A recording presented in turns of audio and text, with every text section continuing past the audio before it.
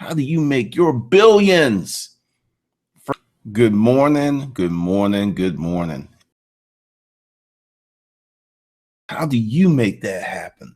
How do you build that $1 billion fortune? First of all, scale. One of the problems that keeps people from becoming millionaires is not understanding the principle of scale. We're having this conversation in one of the groups on Facebook, and people were talking about how resale can scale. And then I started laughing internally like a ninja that's been tickled by pink feathers.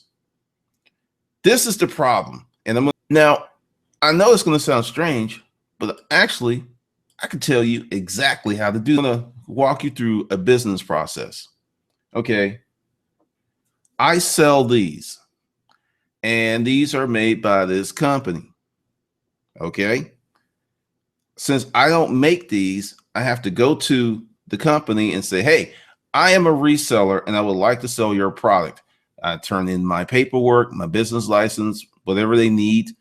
And then they say, okay, well, if you buy this much, you could get this type of break in margin. So if I buy one, they give me I get 25% off, which is not a big flip.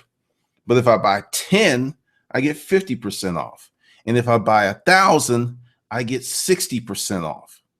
Now, why does that happen? The more that I buy from them, the more money they make at their price points. Scale. Now, let's talk about what happens when I am buying their product to sell on my website. I am competing with other people who are buying their product to sell on their websites. Now, unless the company has what's called a strong manufacturer suggested retail pricing policy, and they really, really hammer sellers who don't follow it, I could go out and get, buy 1,000, get my 65% off, but due to market compression forces and other sellers who don't know what the fuck they're doing, I could lose my ass even though I got a sweetheart of a deal. Now, that's resale. Whether you're buying used stuff or new, the margins are better with used stuff, much better, but you still have to spend money. You have to spend that money. So when you're doing the resale thing, because if you go ahead and look at, quote, billionaires, they have incredible scale. Also, they often own the plant. So there is no going to Nebo. They're like, Nebo, you're really nice and everything, but we're going to create our own product. We're going to create our own deal. We're just going to do us. Boo, we're going to do us. We're no longer going to be in the partnership with you. Then the billionaire mindset is go to China or South America, maybe Brazil, or some other country, create a factory, go through all of the hoops, trials, and tribulations of dealing business in a different economy, because it's a different economy, it's a different culture. There's often graft. Yes, graft. You got to pay somebody to get your business license in some of these countries. So they go through all that stuff, and it's an incredible amount of change. It's an incredible amount of push. So they create these marketplace efficiencies because they're doing things that most people in the marketplace can't do. Okay, so that's the second part. You got scale, then you have special talent, special positioning that other people can't get. Then you know how to push a lot of product. Now, the next thing is your distribution channels. You cannot become a billionaire with weak ass, inefficient distribution channels. It's not going to happen. Let's go back to resale, where I was giggling like a ninja tickled by a pink feather. Because you have to buy, you're already at a disadvantage, because the minute that you spend that money until you sell that product, you have not made any money. And you may not sell that product, and that product may become broke, or some new or better product may come on the market. Next thing you know, you got to liquidate. Then you're flooding the market with a product that's hard to sell. The consumer loves it. The consumers are like piranhas, just like blood in the water, and they're like, give me more, give me more. So you got that going on.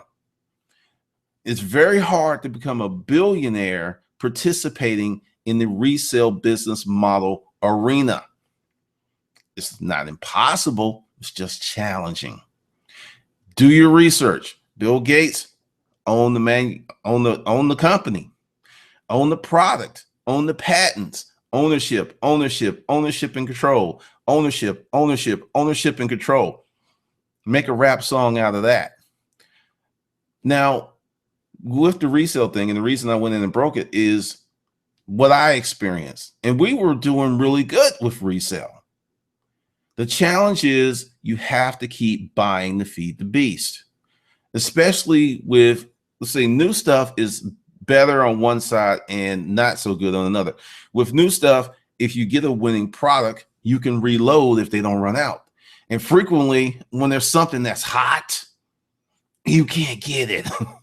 You can't get, it's frustrating. You have people, it's like, I got money. Here is my money. You know, when do you think you can get, and you're just frustrated. So new has problems too. Resale, you get something that's flipping, that's popping. Once it's gone, you may never get it again.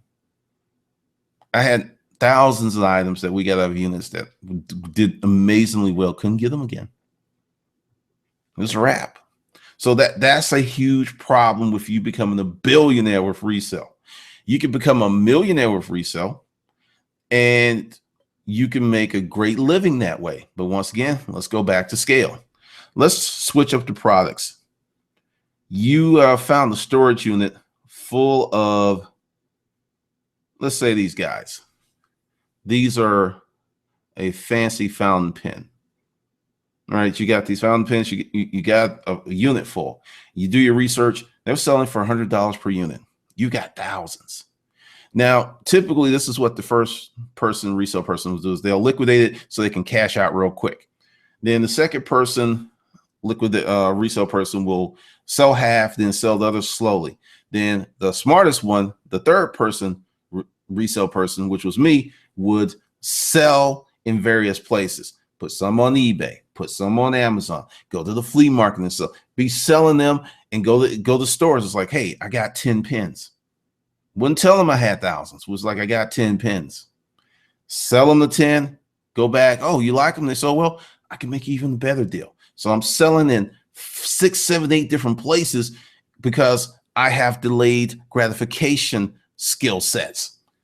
Many billionaires have delayed gratification skill sets. So part of the resale business education that screws resellers is they get addicted to the flip, the addicted to the quick profit, the addicted to not having to hold anything because there's so many ways to flip, then they're out to buy. And this is why many resellers hit that ceiling and can't get past it, because it's a mental problem and it's an infrastructure problem.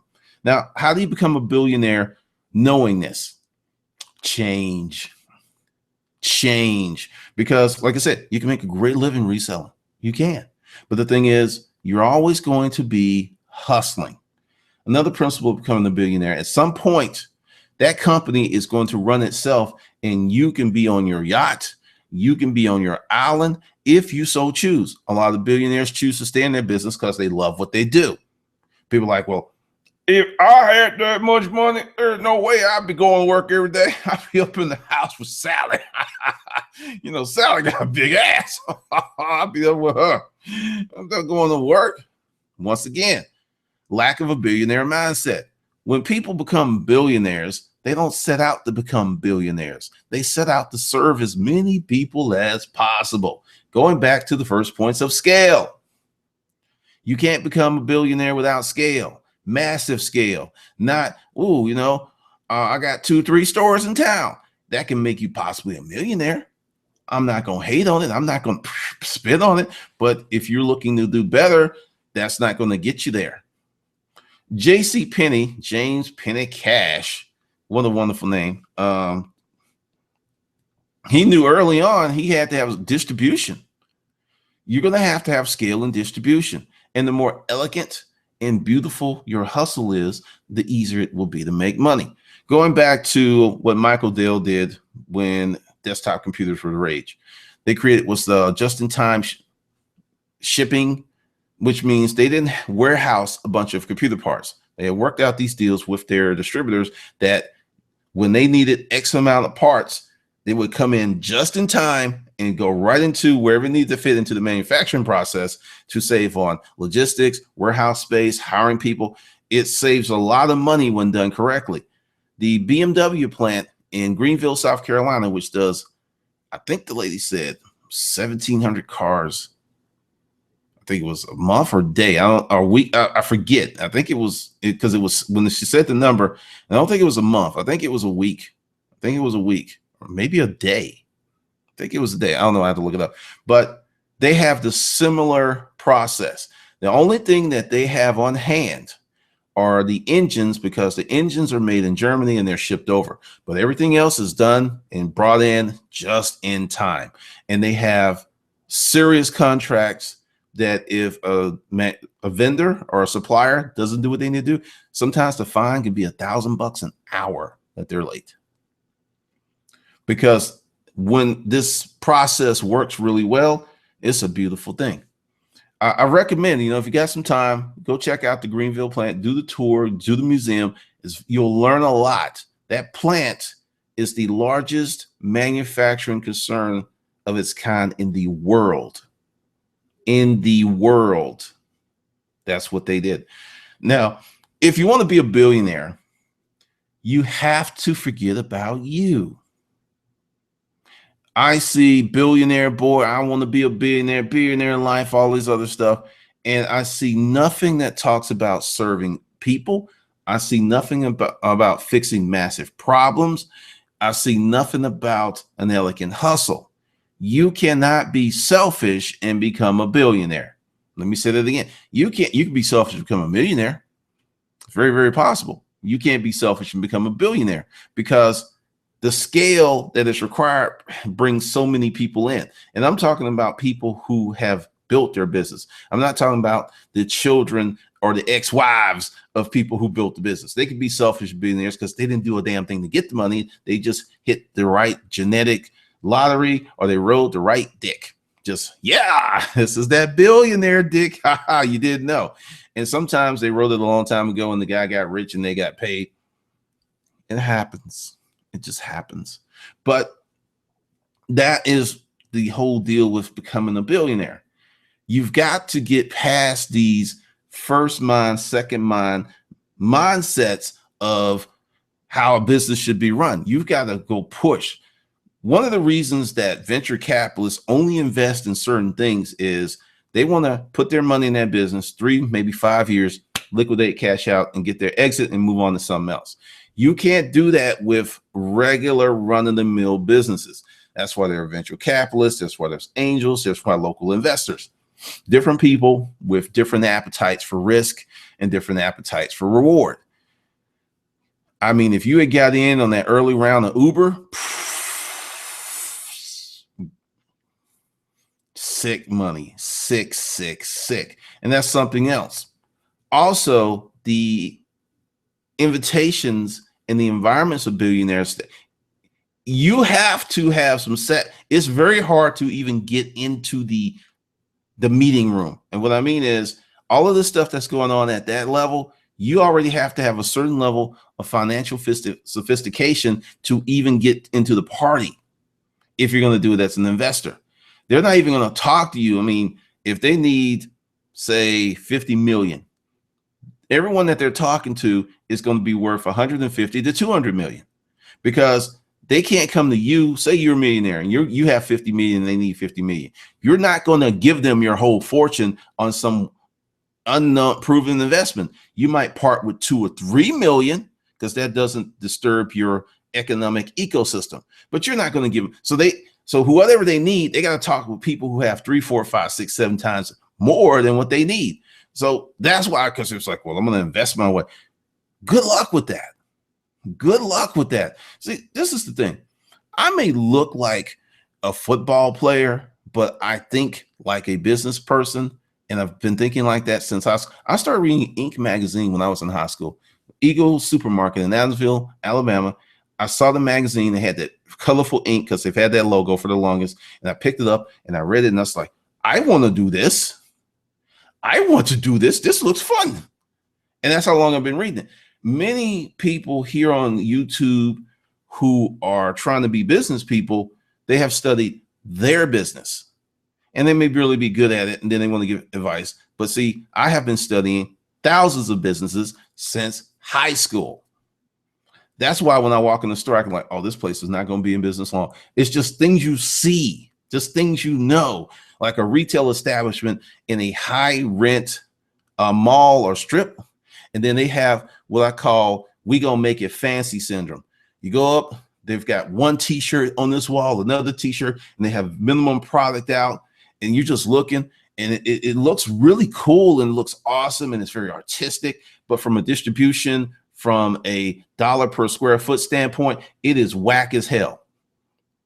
It is totally, totally whack. It is insane what they have done. And then 6 months later, they go back and they're gone. Frequently, you have people who inherit money or pull money out of their house and they open a business and they don't know what the fuck they're doing. See, just to have the desire to open up a business, and often the things that make money often don't make sense to you or you may not like them. Give you an example. When I was in the flea market, Danny, Latonia Flea Market, if you've been there, you know who he is. He's a little dude. He's real cool, but he's a really, really savvy business person. He really is. And he told me, because I had my first booth, and he just saying, it's like, okay, let me tell you what your problem is. And I was just loading stuff in there. He's like, what's your booth rent? $130. He said, do you have $130 worth of stuff in there? And I said, well, just a little more. He said, that's your problem. You need to have 2 or 3 things that you're going to get 100 or 150 bucks for, and then put a bunch of smalls in there. And he walked off. And I was like, you know what? He owns the place. Why not? So I went in there and I listened to him and I did it.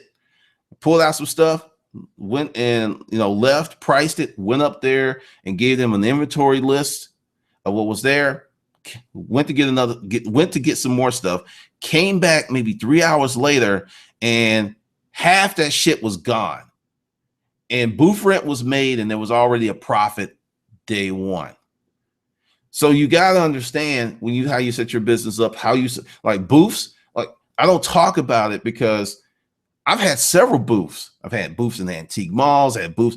And the thing is, if you have a booth and you're out there and you have a booth for years, you go in Friday or whatever day they let you in and you refresh the booth. Sometimes all you got to do is move shit from this one side of the booth to the other side of the booth and sales start happening.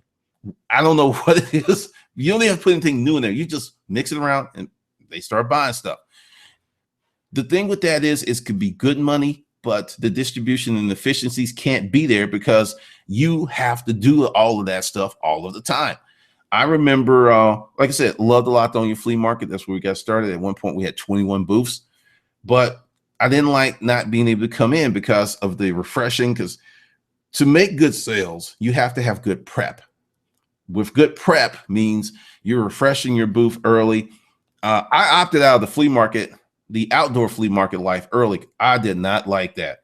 What do you mean? I got to get up at 3:30 in the morning. I got to be sitting in my truck, waiting at the gate at the Starlight Theater on Moreland, waiting for the place to open, then get there. And you got to get early to get the good spots, which are toward the front, because as people go to the flea market, as they see stuff they want, the further they go back, the less money they have. So to get there early, I did that just a few times. I said, this is not for the kid. Create my own flea market.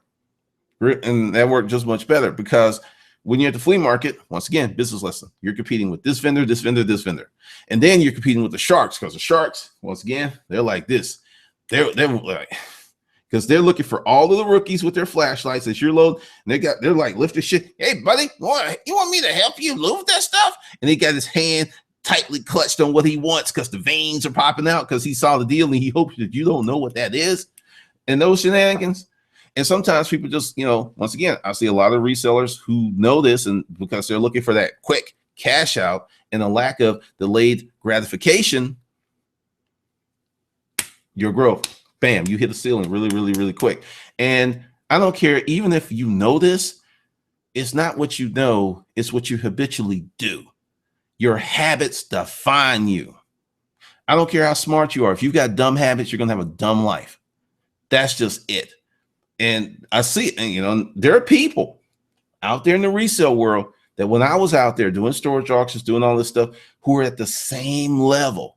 I have been out of resale since early 2009. It's middle of 2000. They're still doing the same thing and making less money. Growth is not something that should stop when you finish college, something you should not stop doing when you reach a certain age. You should consistently grow.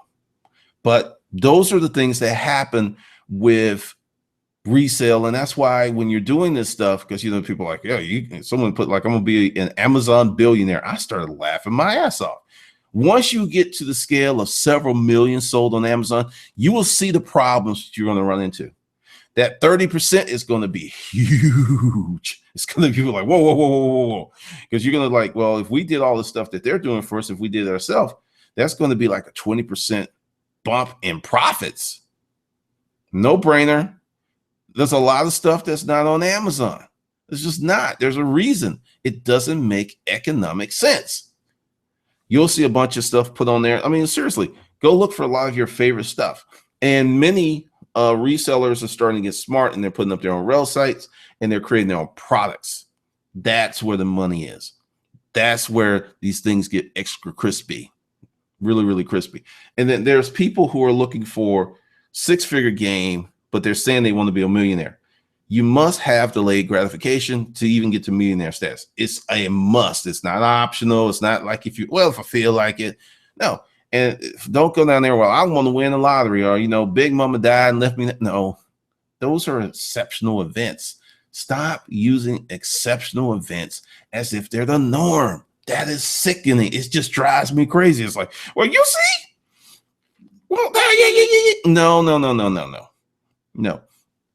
Now, if you want to become a billionaire, you have got to think so big. You've got to think of a product or service that will at least serve 3 to 10 million people. That's where you got to be. Then when you're going to serve 3 to 10 million people, your big problem is how are you going to get your product that's to 3 to 10 million people.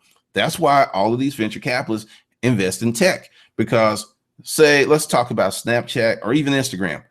Once the Instagram platform was built, then the users started coming on. They were able to scale without dramatically increasing cost because the internet was the distribution system. So it was like the platform was there, and they had costs. They had to do more servers. They had to make sure the site didn't crash from being hit every day. So there's things they had to do, but it was just much easier than creating a physical distribution system that moves this pin. It's just much easier. And that's why the money went there, because once they got 1 million users, their cost didn't go up dramatically for getting 2 million users.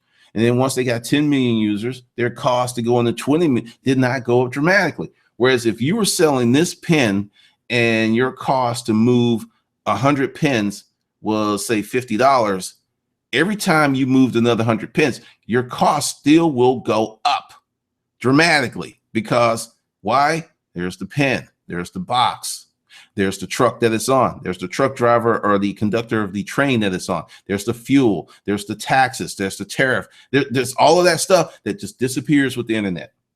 Just gone. We don't have that here, which explains why I left resale. I used to love resale. It took me damn near 4 years to calm down and be able to buy stuff new in the store, because it was just like, I look at a shirt and it was like, God damn, $30. Do you know I bought a unit for $10 to get a whole new wardrobe? I had to let that stuff go. It was just frustrating because I was just used to getting stuff so cheap all the time for years and years. It was hard. I know it sounds really silly, sound to the average people, but it was so hard. And my partner, we were both, you know, when she was like, we talked about it, it's like, this is just weird. That's just too much. That's just too much. It was just silly.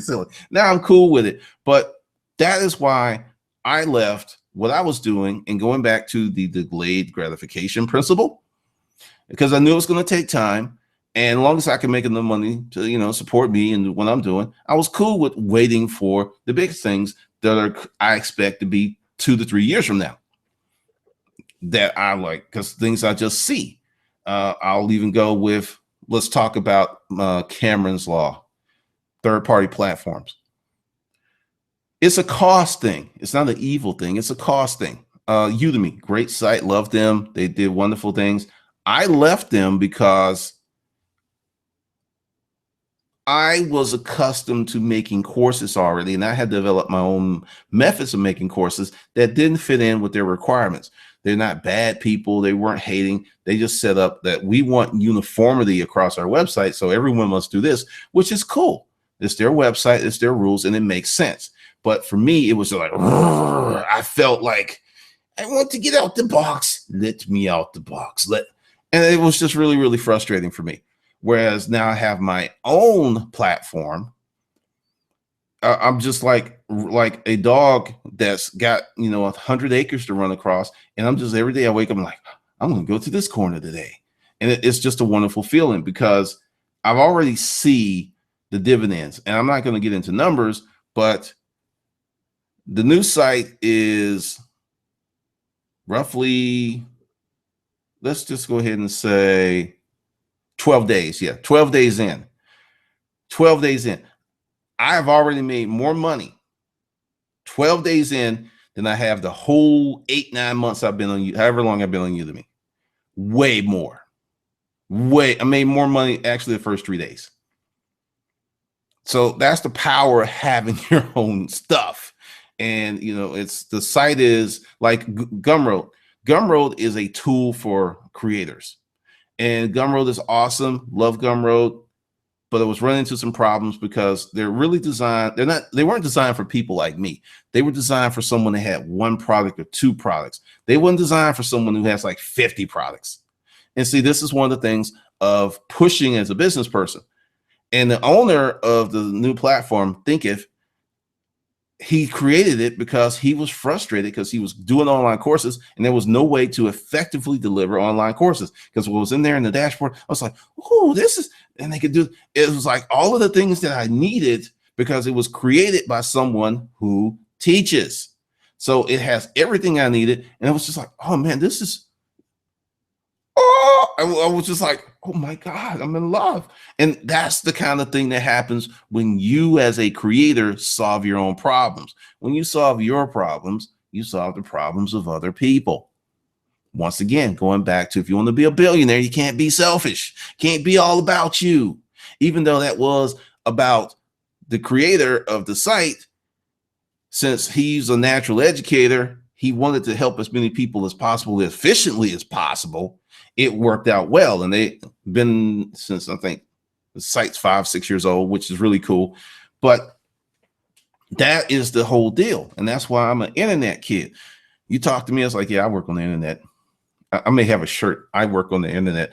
And that's just the beauty of this because of going through years and years of studying businesses. When I saw something that was good, I jumped on it like, I'm all in. Shuffle to the door. I'm in the free fall. Boosh, I'm in. That's it. And I made that decision a long time ago. And there are people who don't really have a great deal of business sophistication. They may be good with eBay. They may be good with Amazon. But when it comes to talking about building a business from the ground up out of nothing to getting it to the point where there's money coming in, to getting to the point where you appreciate it, they know nothing about that. And that's why they sit there and point fingers and laugh at me because I am way above their pay grades. I am way above their pay grades. It's like I'm so far ahead of them, they can't see my dust because it's still years and eons, light years ahead of them, and more likely to never see it because of from what I have seen, that if you have not figured out the problem with resale at year 3, 4, 5, 6, 7, and you've not demonstrated certain sound business practices, you're never going to fucking figure it out. You're just going to stay in that same place. Once again, you can make a lot of money with resale. But the thing is, you always have to restart with new cash. You always have to restart. You always have to reprime. You always have to reprice. You have to do so much rework that doesn't make money over and over again.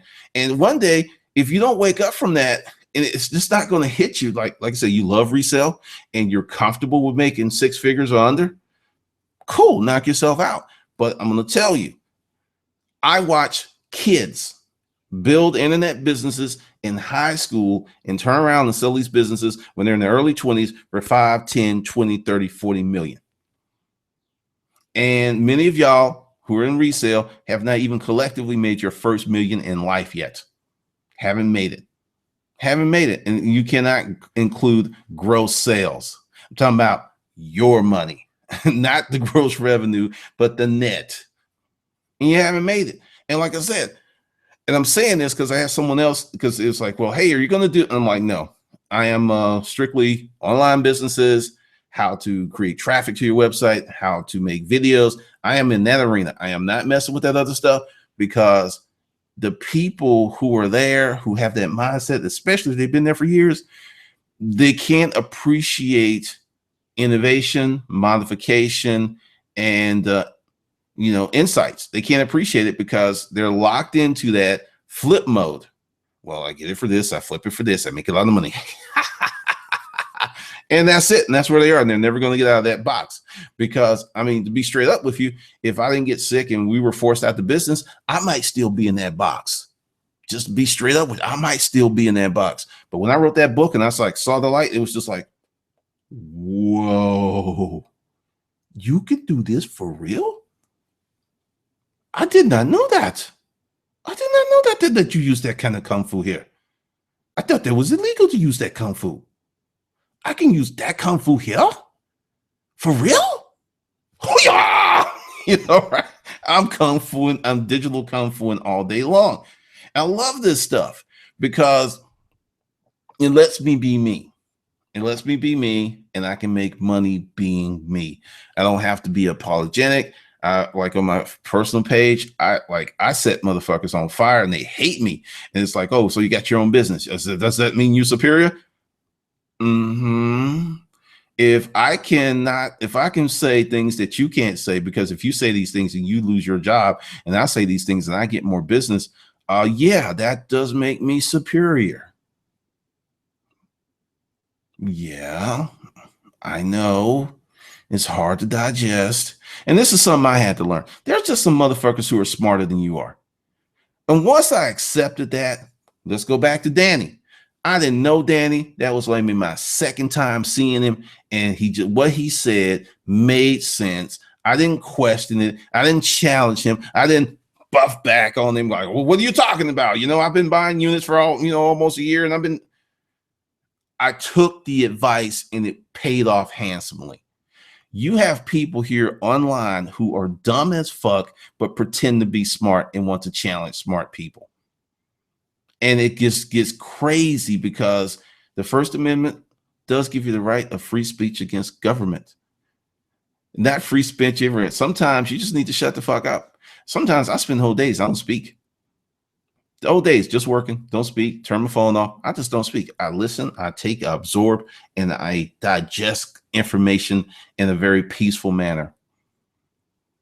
Because I will speak on something that was happening with the resellers, because there was an individual who was fucking with me, and I got him and his little bitches off me because I sent one of the little bitches a cease and desist. Yes, I was getting ready to sue, and I think he freaked out when I had his address. And that's when they left me the fuck alone. Then they went after some other people, and recently they've gone after other people. And if you've been a member of the resale community for a long time, you know exactly who I'm talking about. And I want you to think about that. Years and years of fuckery on the same thing. No appreciation of growth, doing the same shit. Mark my words. And I said what was going to happen with that situation when it happened. It happened that most of the people who were doing it will leave YouTube. They're gone. And the people's businesses will suffer. They've talked about their businesses suffering. And then also the smarter ones of the fuckers have separated from the main fucker. And what's happened is that the time that it goes into fuckery that should go into building the business Because if you have more time to sit around and mock people and chase after people and create hate campaigns, that just tells me how bad your business is doing. Because if you were really, really in your business, you wouldn't have time for that, nor would you have inclination. Happy people don't do shit like that. They're too busy being happy. You know, it's just like, I'm happy. I mean, they just don't do stuff like that. And that's part of the whole mindset shift of building something. Building things are hard. They should be hard. And there's so much reward. They're just really, really rewarding. I have probably at this juncture about 100, maybe 110 people that have started businesses following my information and have lived independently of the matrix for a few years. To me, that's a big win, and that is a big reward. And notice I said, you know, not thousands, millions, just, you know, a little bit over 100 at this juncture. And I'm really cool with that because I provide service and value to people who are ready for it. If you're not ready for it, I can give you the holy grail. I can give you the keys to the universe, and your mind is like, I can't hold that information. If you remember, I think it was on Stargate Atlantis, and when he had like put his eye to that thing and he took all of that alien information, and if they didn't get it out of him, he was going to die because he wasn't wired to handle that. And that's where a lot of people are. They're not wired to handle advanced information. They want it, but they can't handle it because they haven't prepared themselves for it. Just something to think about. Just something for you to think about. Just digest this. I mean, really, these are some simple concepts. The things that are going on right now are amazing. They are simply amazing. And you have the ability to be a part of so many things if you would just try, if you would groom yourself, if you would open up your mind to something bigger, better than you. And I'm going to help you with that. So hold on one second. I'm going to be right back. And now I'm back. Now let me tell you what's going to happen with this. I set out the founders deal to August 26th. I'm going to keep that in play. Now, if you don't act before then, this will still be available. But what's going to happen is you're going to have to buy all of these courses individually, and the bulk deal is probably going to be much higher than it. Well, not probably. It will be much higher than it is. So I'm telling you, I'm saying, get in before August 26th. A lot of stuff's going down. A lot of things are happening. You want to be part of it. This course alone is worth more than what you pay for all of these. This course has set a lot of people onto their own business. I got about 25 people just from this course who have started their own businesses, and I got like 6 who are doing 6 figures out of that group from this course. Now, this is something different. This doesn't make you money, but because it positions your mind into how you should date, how you should, you know, because I fucked up. I can't tell you how to keep a marriage together because I got divorced, but I can tell you all of the bad shit that's going to happen that can lead your ass to divorce. I got this stuff in here, things that I have employed recently where I don't have these. You ever hear me complaining about women and dating? You don't never hear that shit from me because really my dating life is awesome. It's been awesome for a long time. I've made one little fuck up in, you know, about 2 years ago, but I will get past it. But overall, it's pretty wonderful. I'm going to really break real on this. There's a lot of dudes out there who seriously got fucked with this system because they didn't know their rights, and no one was going to tell them or help them with their rights for under, you know, $300 to $1,000 an hour. And I mean, it's just really, really crazy. What you're going to get is the core. Give you an understanding of what child support is, what it isn't, how the $50 billion industry is set up and why it's so hard to deal with. Then once you get the core, I'm going to update it with some techniques and tactics, because if you want to be a father to your child, you're going to have to push back. You're just going to have to push back. Really. Now, let's go with this. this course does not make you, well, actually there is some money making stuff in there, but I kind of changed that. This teaches you how to handle the money that you make, because I don't care if you make $30,000 a year or $300,000 a year. If you don't have a budget, you don't have a proper cash allocation program, you're going to run out of money and you're going to run into financial problems regardless how much money you bring in. This course, Local Hustles, how to make money where you are, is pretty much designed for service businesses. One of the things that I've noticed from being on YouTube as long as I have been is many people come in and they want to start a business, but they have no business skills, no business savvy. You can get that with a lawn service. You can get that with a cupcake make. I mean, there's a lot of things that you can do locally that will get you to, $500 a month extra, up to maybe $3,000, depending upon how elegant your hustle is. And this is just the onboard. And this is free to anybody. This is where I'm putting updates, how to use the course and things like that. Then this is coming. This is under development. That's probably going to change. This was a bulk package. That's going to change. But for $150, you get this, and you'll get this when it's ready. Plus, other stuff is coming. I cannot express that because I already know what's going to happen. Someone's going to say, well, yeah, he's already done that before. And then when I go ahead and appropriately put the price for the bulk deal where it needs to be, then you can come in and buy a course individually. Then I'm going to have people like, hey, Glendon, Glendon, I know you ignoring me. Glendon, I know you stop ignoring me. Look, I should have got the 150, but hey, I've been a long time YouTube fan. Come on, man, hook me up. No. So August 26th, when it's over, it is over. Just like this session of AM Hustle. If you like the content of this AM Hustle, and you should, go below, check out the offerings. There's more free content, there's helpful stuff, and there are the links to buy the products. And with that, you have a good morning.